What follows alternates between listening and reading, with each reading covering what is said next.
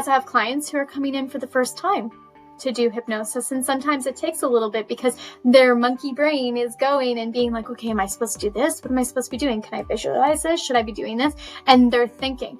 Same thing with meditation. When you're sitting there, oftentimes your monkey brain starts bringing up, oh, did you remember you need to do this? And by the way, you forgot about that. And remember that conversation that you had with that person before? Don't you look dumb? Welcome to the Success Blueprint podcast, where we dive deep into the world of entrepreneurship and success. Join us in uncovering the stories behind the triumphs, challenges, and invaluable lessons learned by today's most inspiring entrepreneurs. From real estate moguls to tech innovators, we explore the secrets to their success and share actionable insights to help you on your own journey. If you're looking to unlock your full potential and achieve your dreams, you're in the right place. Get ready to be inspired, motivated, and empowered to take your own entrepreneurial endeavors to the next level. Welcome back to another episode of the Success Blueprint, the podcast where we go behind the scenes with high performers, leaders, entrepreneurs, and visionaries to uncover what it really takes to build a meaningful life and business. My guest today is someone who embodies not only professional excellence, but also a deep emotional strength. On the outside, Danielle Connelly seems to have it all: a thriving real estate career, 2 beautiful boys, financial freedom, and what many would describe as a dream life. She's a seasoned realtor based in the Hamilton, Ontario area, and she has over a decade of experience. She brings a sharp background in property management, acquisitions, and she's held leadership roles within one of Ontario's largest real estate investment trusts, known as a REIT. But today, Danielle is actually going to be pulling back the curtain for us.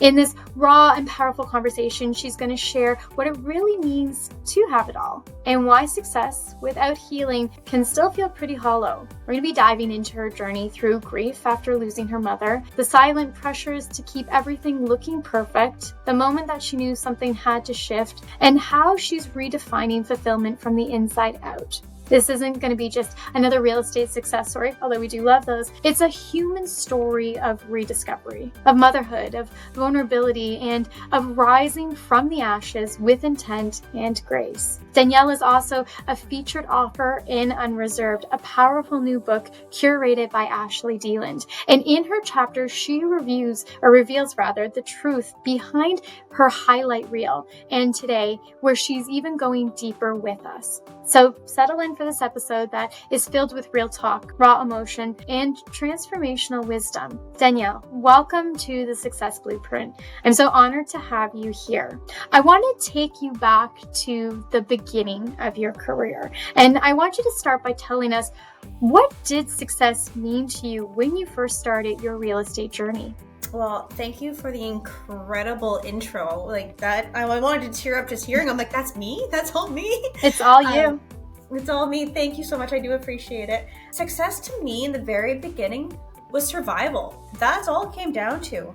I didn't want to get into real estate. I wanted to stay with the REIT. It was a comfy, nice job. I was scared. I got thrown into real estate kind of by mistake. And my first couple of years was just survival. I didn't think I was going to be a good realtor. I didn't think I was going to have the tools that I needed to get where I needed to go. But that changed really quickly when I realized that I knew more about investment properties from being an acquisitions manager than most seasoned realtors. And it wasn't until maybe 2 years into the business that I realized the assets that I did have coming into it. But yeah, the very beginning was just survival. Make enough money to put food on the table and pay the mortgage, and that was it. That's how a lot of entrepreneurs do start out. And I thought it was really interesting. One of the things that you said is that you fell into it. I think for so many people, they actually do fall into their callings. I know for me, I fell into coaching. It was something that I took all of the courses for a completely different reason than when I came out. And even when I started coaching at the very beginning, so we're going back like 14 years ago, I was like, oh, do I really have the assets and tools to coach other people? Now I don't even question it, but I think it's such a funny thing when we do look back in retrospect and see, actually, we do have a lot more tools than we realize. Yeah, I think that's pretty cool. I'm a complete believer that the universe guides you in certain ways. And as much as it didn't make sense for me at the time, or like a lot of the things that fell into place for me, it was one of those things something felt right and you got to go with your gut and just keep going with it. But man, can it be scary. Oh, yeah. I understand. But I think if something doesn't scare you, then maybe it's not big enough or exciting enough. This is true. Yeah. I say that. So I know like at a certain point in time, we all get like an aha moment. So what was your pivotal moment when you realized that it's not just a career anymore? It's actually becoming part of who you are. Well, it's funny you say that. So I'm a true believer that real estate is not a job. If you want to become a realtor, it is a lifestyle.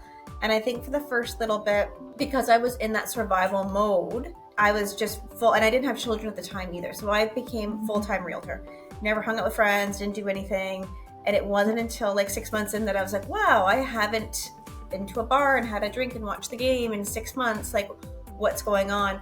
But I realized my aha moment was that it is a lifestyle. If you want to be good at this job and you want to be good at being a realtor, or anything that you do in life, it's not a job. And if you can get it out of your head that it's just a job, that it's a 9-to-5 job, and you deserve time off, or you deserve breaks, or you deserve whatever, you're never going to be fully, because it's a job that constantly moves. Like, it's not nothing's planned in real estate. There's never an emergency in real estate, but you constantly always have to be on your toes, and you don't know what every day is going to throw at you.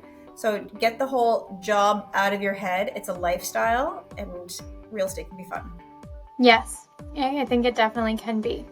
And it actually brings me to the next part, because I wanted to talk about the book that you are part of. So as you're a real estate agent, it's a different avenue that you're now involved in. And reading through the book, you describe a haunting moment in your chapter where you're sitting on a cruise with your boys, you're seeing the Miami skyline, and you're feeling a lot of pride, yet you have a lot of grief.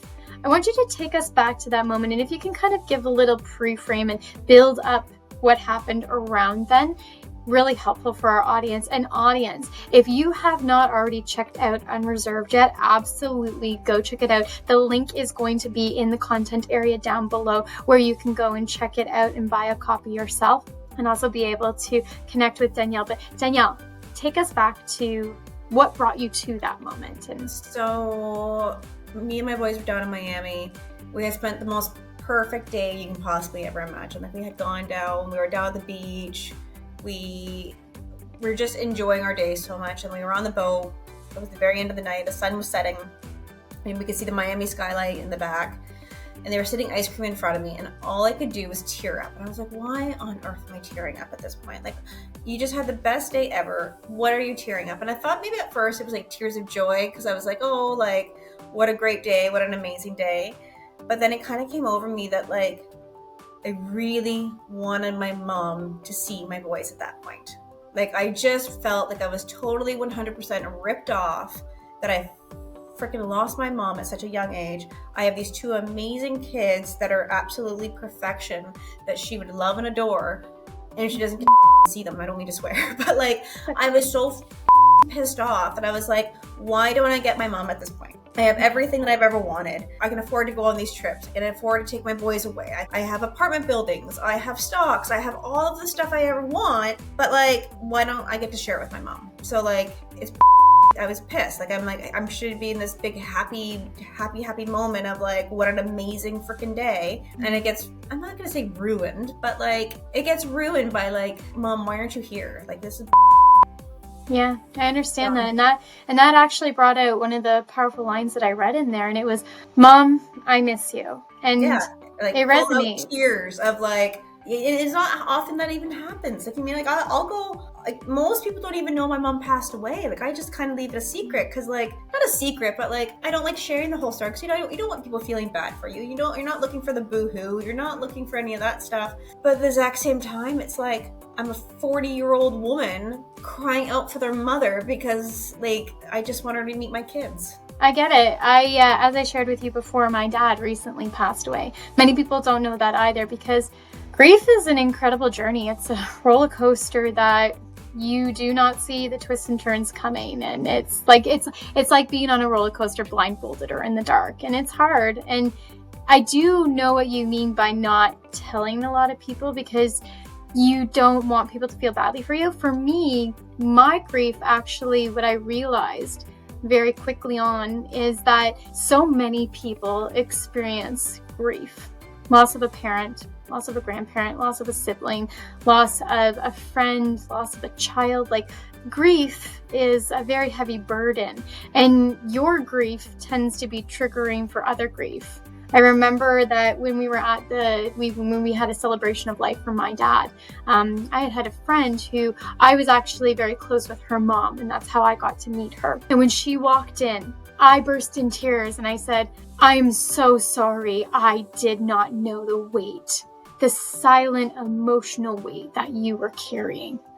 Oh. And then recently, I had a friend whose father passed away. And when I went to the funeral, he burst into tears and said, "I was fine until I saw you, because I now know what weight you are carrying." And it's a heavy emotional weight. So for you, when you got to write that in the book, "Mom, I miss you," and when you got to say it out loud and feel it, because it's such a powerful line. I mean, I've got a picture that I mutter to myself every day, "Oh, Dad, I miss you." Like, it's something that is like an emotional weight being lifted when I get to say it. What was it like for you? I don't know. For me, it's kind of like I blame my mom for my success. Oh. And like, not that you can blame someone for your success, but like when she passed, it was a really funny time in my life because like, you know, everyone handles grief so differently. So like I was 16 and I didn't know any better, but for instance, like my dad handled it completely different from me. Yeah. And me and my dad have an amazing relationship now, but there was a few years after she passed that like things were kind of weird. At that point I realized that like I have to support myself. You can't depend on anyone to ever take care of you. You can't depend on a man or a woman or whoever, because people can die. People can get divorced. People can move on. Things can happen in your life, and even if they love you like there's no tomorrow, things can happen at any point. So like I've always blamed my mom for my success, because with her passing away, it made me realize at a really young age, I had to support myself. So like I decided what college I went to. Like I went to school for law because I thought, okay, well, law would be good. Law will get me a good job. And then everything I did was in order to take care of myself, to make sure that if my dad ever passed or my husband ever passed or something, I could always take care of myself. And I feel like it was almost like, it's good. Like, it's good that I had that, but at the exact same time, it was almost a burden, because it's like, I got more into my masculine. Like, I was always like, oh, I can do it myself. I can do it myself. I can do it myself. Yeah, and hyper independent. But I also think that that moment on that boat with my children, it was the first time I could actually let go and just say like, oh, I've already taken care of myself. I've already built what I've had to build. It was the first time that I felt like a relief of like, I can actually just miss you, Mom, now. I don't have to worry about taking care of myself. My house is paid for. I have money in the bank. I have investments that come in that are residual income. I no longer have to continue to build and hide this pain, and I can just be who I am now. Yeah, and I think that's wonderful, because I know the journey of grief is, like I said, it's a roller coaster with a lot of twists and turns, and you're blindfolded or in the dark. What did nobody tell you about grief that you had to learn the hard way that has got you to where you are now? Well, I think, like I kind of touched upon it, everyone handles it differently. I was so mad at the way that my dad handled it. But he was just trying to figure it out. He was 45 years old and lost the love of his life.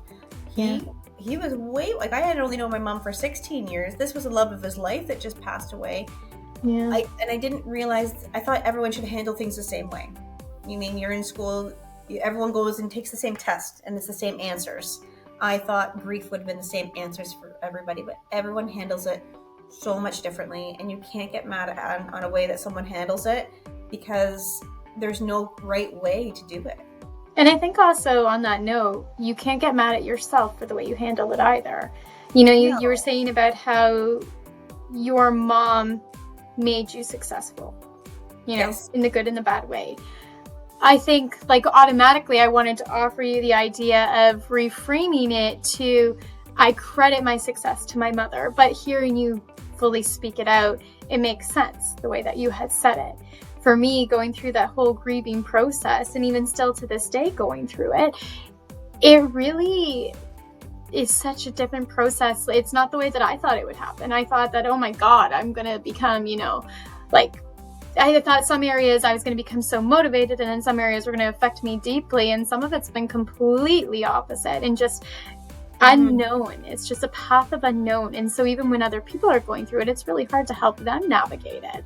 But we try at least. And I also think when you're going through grief, you're not actually able to grieve yourself because you're helping your children through it, or your mom through it, or you're helping someone else that's going through it way worse than you are, and you're trying to keep it together, trying to be like, well, I'm going to keep it together for this person because they're not doing well, so I'm going to be the one that keeps it all together in the glue. But like, it's hard. Eventually you have to deal with it. And I think I dealt with my mom, but I didn't deal with it until years later, until I felt like I'm dealing with it now. Like I felt at the time, I was like, okay, I need to make sure I'm okay. And once I am okay and I have my foundation and everything else, then I'll deal with it. I'll miss her when I'm okay. Like when I'm settled. I can't miss her now because I got to find a place to live, and I got to go to school, and I got to find a job, and I got to make all of this stuff. And then once all of that's all figured out, then I'll miss her. It just took 24 years. Yeah. No, I get that. Trust me. Yeah. When right after my dad passed away, we did a family trip with our family, and it was in honor of my dad, my mom, my sister, our spouses, our children, everything. We were all there. My in-laws as well came along, and it was a really complex trip because it was very emotionally burdening. Obviously because it was in his honor, and it was only 2 months after he passed away. The night that we came home, my dog died. Literally. We were not expecting it. There was no signs. We didn't even get to pick him up yet. Like it was a very tragic situation. And I was gonna go pick him up that night. And the lady said, no, it's okay. I think he's fine. I'll call you if anything's wrong. And then 3:30 in the morning, my phone rang and he was dead. And I couldn't even process the grief of my dad, let alone my dog. And my dog, like, working from home a lot of the time, 80% of my day was spent touching my dog because he would sleep on my feet. He was a small dash and one of the best dogs ever. His name was Norman. And so I was only beginning to actually process my dad when my dog died. So 2 major family members passed away within 2 months of each other. And my children were devastated. Even to this day, they still cry. No, I'm not laughing like that, but like it's an emotional thing. Yeah. Even to this day, they still cry. And it was absolutely devastating for all of us, myself, my husband, my kids.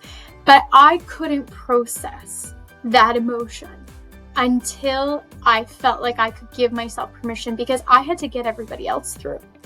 I had to get my kids over the hump because they were missing their puppy. They were missing their dog.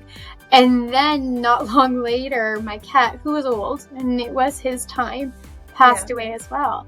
And you only really do allow yourself to go through the grieving process once you feel like you can have permission. So for you, 24 years, funny, for me. Like I find, like, so my mom's funeral, I didn't cry because I had to be strong and I had to be there and I had to put it all together. But my cat had passed away, I don't know, maybe 6 months to a year after my mom passed away. And it hit me like a ton of bricks. Like, I mean, I was just on the floor, could not pull myself together. And I feel like I grieved my cat more than my mom, because I feel like with a cat, you can do it more in silence, or you can do like different circumstances make you the whole mirror matching of people. My mom, the funeral was coming, I had to make decisions, I had to make choices, I had to do things. But when it's an animal, and I'm not saying that we love our animals more, but it's a different, like, no one's watching. We can finally let it all out. We can just be sad. And it's a companion. But also I would, suggest too that part of the grieving process that you might have had with your cat might have been giving yourself a little bit of permission to also process your mom. Yeah, it's true. There's a possibility Very there true. too. Yeah. Now, okay, I want to go back to Okay. you blame/credit your mother for your success. So balancing the parts of what you want to hustle and achieve with the parts of just, peace and presence. How do you do that? You don't. It's a yin yang, right? Like, some days you take a little bit more from column A and some days you take a little bit more from column B. But yeah, like, if it wasn't for her, I would have never realized or known that I had to depend on I would have just depended on her for so much more. And if I would have expected her to pay for my college. I would have expected her to give me this or that going through life. But with her passing and realizing everything can be taken away in a split moment and nothing's promised for tomorrow, you kind of got to give and take. Yeah. That makes a lot of sense.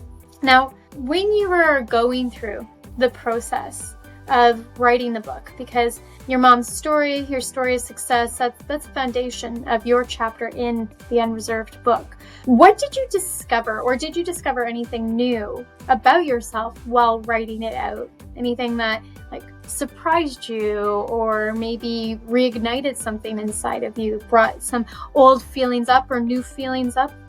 What was the surprise there? So the surprise is I'm an author. Who would have thought I was an author? This whole story started, Ashley was doing a program in Burlington that I wanted to be part of, and it was sold out. So I thought maybe if I could get on the phone with her, talk to her, I could get myself a ticket. So I didn't plan on signing up for the book.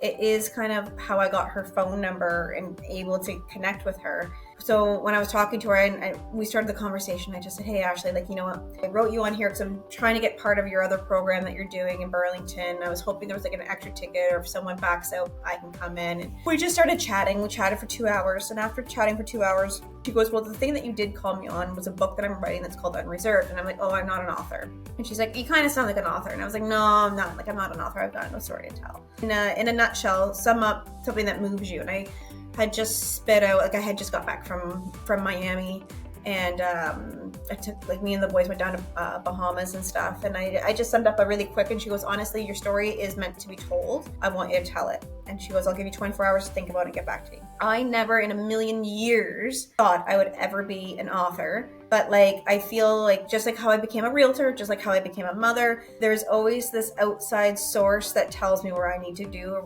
so I went for it, because sometimes things just fall into place and it's the universe pushing me in the right direction. So I went for it. But yeah, I never in a million years would have ever said I was an author. I can understand that. Some things surprise us. What is being, an author and surprising you and doing something you never thought in a million years you would do? What is one thing that you hope that your boys are going to learn from watching you go through these changes, the triumphs, the heartbreak that you had with your mom, and processing that grief, and then becoming an author that you never thought you would do? And I think my boys already see it, and it's so amazing because they're so little that they are catching on quickly that you can be anything that you want to be. So even this morning, my son was saying, I don't want to go to school, Mom, school's so boring, I don't want to do it. And I said, buddy, it's only hard until it's not hard anymore. And then once we get through that, we'll get through the next chapter. But it's teaching them that things that are hard, or things that we don't want to do, are the ones that we have to do first. So I have this saying, and I've been explaining it to my kids for 6 months now. They finally kind of catching what it means, but it's called eat the frog. So if there was something that you didn't want to do, would you rather, I'm like, okay boys, if there's something you don't want to do, and let's just say you have to eat a frog. My suggestion is that we do it first thing in the morning and get eating the frog out of the way, and so we can enjoy the rest of the day. And it's taken them 6 months to kind of understand the concept, but I'm a true believer in just getting all the yucky stuff done and over with so you can enjoy it. So front load all the hard stuff, just so that way you can enjoy. And there's so much brain science that actually supports why you should do that and how it is the way to build your way towards success. I know I'm like, if I wake up in the morning and I do my workout and then I do my meditation and then I do all of my prep work, my day is going to go so much smoother. And by doing that alone, my brain is already primed to be at its best, to be at its most active, to get into flow state easier. So I love that you're teaching your boys that already, because that's incredible. That's a great gift you're giving them. But teaching kids in grade 3 and grade 1 to eat the frog, they're like, why would you want to eat a frog for? Why do you want to eat a frog? And I'm like, the literal sense of it. The frog, guys, but it's been 6 months. They're finally understanding the concept. That's good. Yeah, I think, and they're getting really good at it, but and they understand doing things that they don't want to do, and things that are happening. And also kind of really cool, because they know my mom passed away, the way that they are with their grandfather makes me want to bawl my eyes out. So every time they leave my dad, they hug my dad as if they're never going to see him again. First, it makes my dad feel amazing. So my dad's like, oh my God, these kids love me. But I've explained to them, don't ever take anything for granted. This might be the last time you ever see your grandfather. So hug him like you're never going to see him again. But I feel like even if they don't have because like my dad's in good health, but you never know. But even if they don't, like they appreciate every moment they have with him because they treat it like it's their last. That's good. I love that. Mm-hmm. Now I want to go back to eating the frog first. Okay. Because that's actually super relevant, because I know from talking with you, writing your chapter of the book was a big lift. It was something you'd never done before. Like you said, you never thought you'd be an author. So like actually putting your story pen to paper, that's a huge task and accomplishment. So what drew you to Unreserved, and what made you actually say yes to Ashley about being a part of the project? No, she's persuasive, but what called you to it? I don't know. That's know. Okay. I don't first of all, I knew if I didn't say yes, there was never, okay, I shouldn't say never, but like highly unlikely ever a chance again that I would ever been an author. And the other part of it too was the few people that do know my story and do know my inner thoughts of how, like, they all say like you should tell people, because like it's really not that difficult. Like the whole becoming successful, it's not rocket science. Like it's simple, not easy. Like I remember sitting down with the wealthiest man I've ever met in my entire life. He was the owner of the REIT, and I was having lunch with him one day, and I just said, how did you get here? How did it start? What made you get into this? And he was like, oh, I was a college student, and I was going to college in Ottawa, building that I was staying in. He goes, that was my first building, and my mom helped me with a down payment, and I lived in a bachelor unit. I just kept on rinsing and repeating. And I was like, that's it? You didn't like go to college and do this, or you didn't inherit, or you didn't like, he's like, no, I just needed a place to live, and building was cheap, and I just lived in the bachelor unit, and then I did it again. And I was like, so you're the wealthy, like, I didn't say you're the wealthiest man I know, but I'm like, here in my brain, I'm thinking like, this is the wealthiest man I know, and all he did was buy a place for him to live and did it again. Like, yeah. When like you didn't go to university and study, you didn't, but like, it's true. It's just such simple matters. And at that very moment, I realized it doesn't need to be difficult in life. All you have to do is be focused and just follow the simple steps, and don't be stupid with your money, and be responsible and understand how money works, and you could have it all. Yeah. I wrote a book a while back that is all about how to achieve goals, and success is always a goal. And what you said there is so true. Success is literally just a formula. A plus B equals C. Sometimes you have to do revision, so maybe it's like A plus B minus C equals D, or divided by C equals D, because you have to make mistakes, and then you have to correct them, and then you got to move forward. But it is literally a formula. And what makes it so complex is our emotions, and how we navigate the trials and tribulations, the stress of it all. That's what complicates it. Our imposter syndromes, like you name it. It's we who are complicating. We are the problem. We are the problem. Yeah. But this is what I teach, like with my clients, when I'm talking to them about, here's how we're going to achieve your goal. Here's what you need to do. Here's how you can be who you want and deserve to be. It's literally micro actions on a daily basis. Like littlest of things build up and get big. Like the book that I wrote, it's literally over 400 pages of content that I wrote. Brain-based science, so there's a massive amount of research that went into it. To write that book, it took like 6 months. But every single day, I did the work. And then it got completed. And now it's done. And so literally, that's one of like my big successes. Read it. Success is so simple. Just read the 400 pages. Well, and yes, exactly. I tell people, I'm like, if you follow these steps, it guarantees you will achieve what you're working to achieve. It's the 6 pillars of life too. It's all the different areas of our life, because in order to be externally successful, we need to be internally aligned. And some of that alignment you have to set goals for and do the steps to do as well.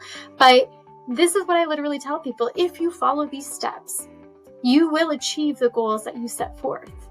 So it's literally success is a formula. You can achieve it. There's no reason, like you see people who come from absolute poverty achieve massive, wild success. Like you look at a lot of the celebrities out there right now and you see those little, gems in the stone pile shining through, and they're the ones who came from nothing and they built it up. Like there's literally songs about building up from nothing. And that is so true because they figured out their personal success formula. And that's really what it is. It's just figuring that out. Figuring out the math. And the math's easy. And like even this morning when I was driving my boys to school, I don't remember what the full context was, but I said, it's my fault. And they said, well, how is it your fault, Mommy? I'm like, well, it's my fault that you don't like going to school. And they're like, well, why do you say that? I was like, well, if I gave you the tools or if Mommy tried harder, that you would have enjoyed this or this. And they're like, well, Mommy, it's not your fault that we don't like school. And I said, yeah, it is. I'm like, if I would have spent more time with you reading those books, you would have been worried about going and doing your test today. I go, we always have to take the blame on our own and never blame anyone else for and like they really had to take a minute to kind of think about it, and they're just like, yeah, you know what, Mommy, it is on me. Like they were starting to understand, like, not to put the blame on someone else and always take, what's the word I'm looking for? Always take accountability. Accountability is huge. Ultimate accountability, and it is. So this is something that is a really interesting concept that I've done a lot of research on, is about accountability. Accountability is so important when we are recognizing what we could have changed, what we need to do to make things better, how to grow from where we are. It's the fail forward concept, right? Like you're taking accountability for your own success by failing forward and mending what needs to be amended. Then there's the other side of accountability with successful people and who they hold accountability to. The difference between, there's a couple of differences, but one of the prime differences between those who are successful and those who are not successful and still struggling to this day is accountability. Now, accountability to yourself is an incredible task that once you learn how to do, you are unstoppable. But most people need to start with accountability to others. What you did with your sons is showed accountability to them. So you were doing accountability to yourself, but you were leveraging them for accountability as well. And that's why so many people benefit from coaches and mentors and gurus and all of that stuff, is because ultimately what that person is often doing is holding them accountable. You know that somebody's checking in on you, and did you do what you were supposed to do or not?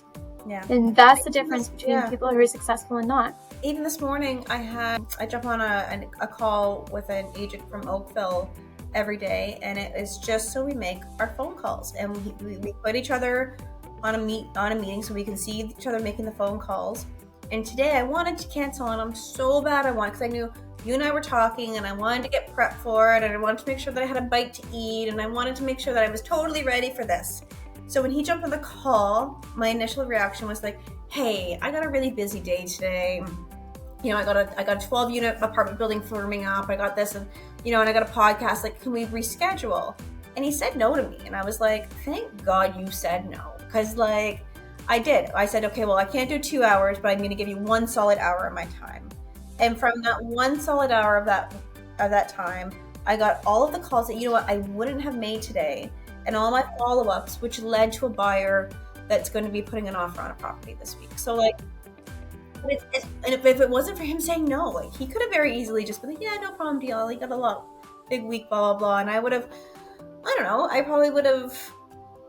know what I would have done for that hour, but I wouldn't have made phone calls. So I love accountability partners. I love coaches. I truly believe that everyone needs them in their life, because we can become so complacent, and we don't even mean to be, but our phones are so distracting. Like TikTok, I get distracted. I do a lot of stock options trading, and I can spend hours just following the different markets and seeing what's out there, and I can get totally lost in it. And I just need to be able to do 15 minutes in the morning and 15 minutes at 3:30 in the afternoon.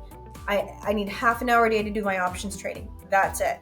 But I can spend hours doing it. But if I had someone to be like, okay, put it away, move on, let's go. There's I know. I get it. I get that 100% because that's the way it is. It is so easy for us to get sucked into social media. You know, people really do lose the value of a minute. Like, have you ever sat there waiting for a clock to change from 1 minute to the next? It seems like an eternity.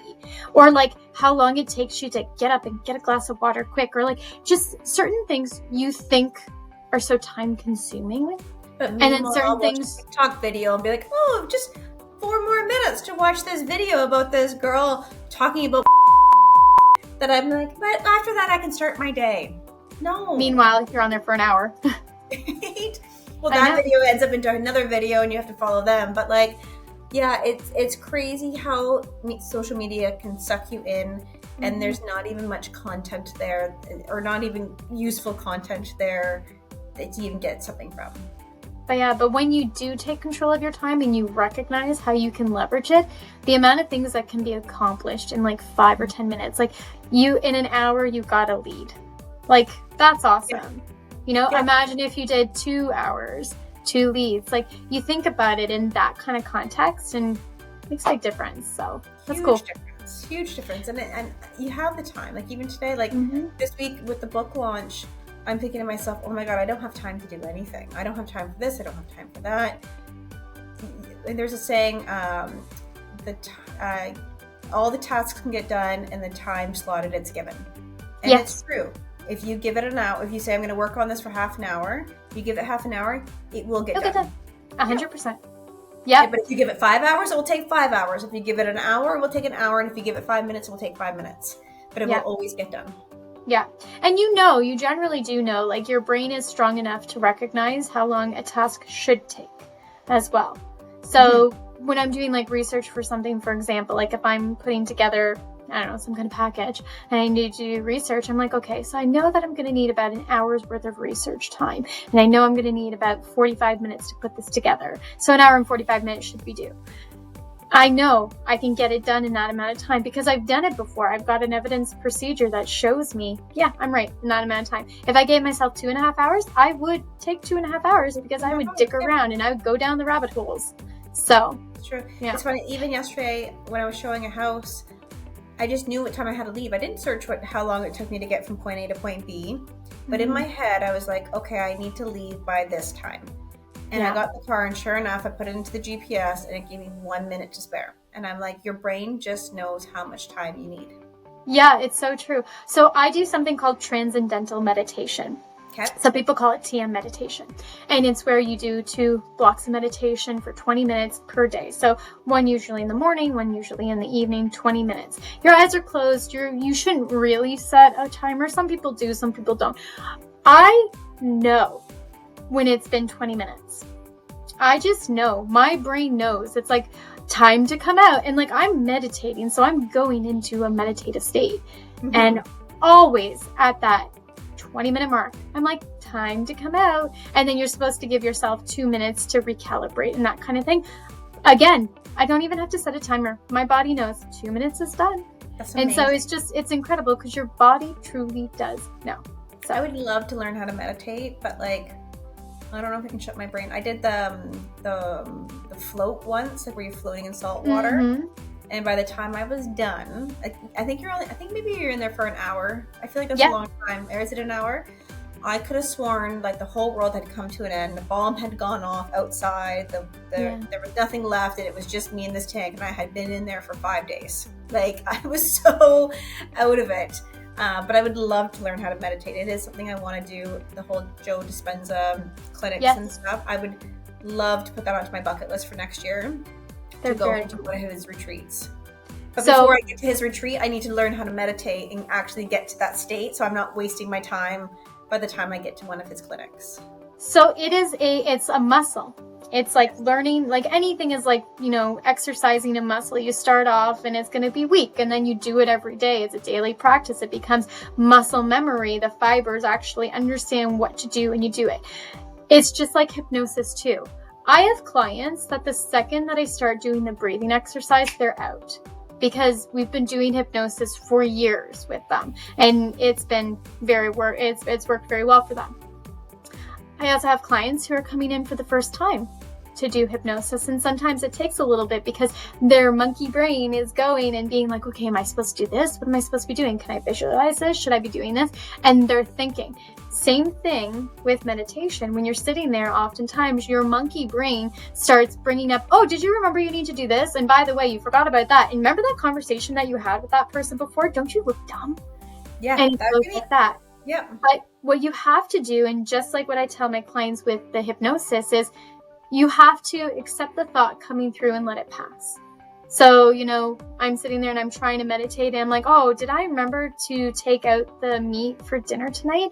And it will be thank you for reminding me, let you pass through and remind me later.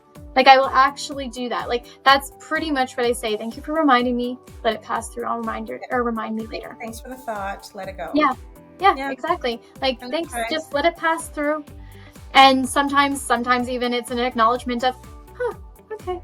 Like if it's oh, do you remember what you said? You sounded stupid, or one of those silly thoughts, like the intrusive thoughts.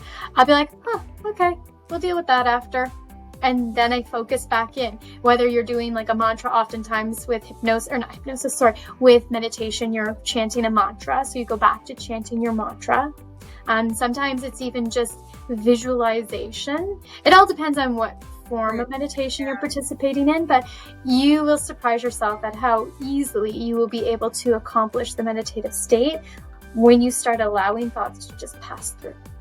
Well, I'm going to start. I don't know where I'm going to find the time in the day to actually start meditating, but it is something I do want to do. And I remember a few years ago I was doing it, but I was lying in bed doing it and I would just fall asleep. So I feel like I need to get the yoga mat out, make somewhere in the house. Yes, you might need to be upright to do it. Yes. Yeah.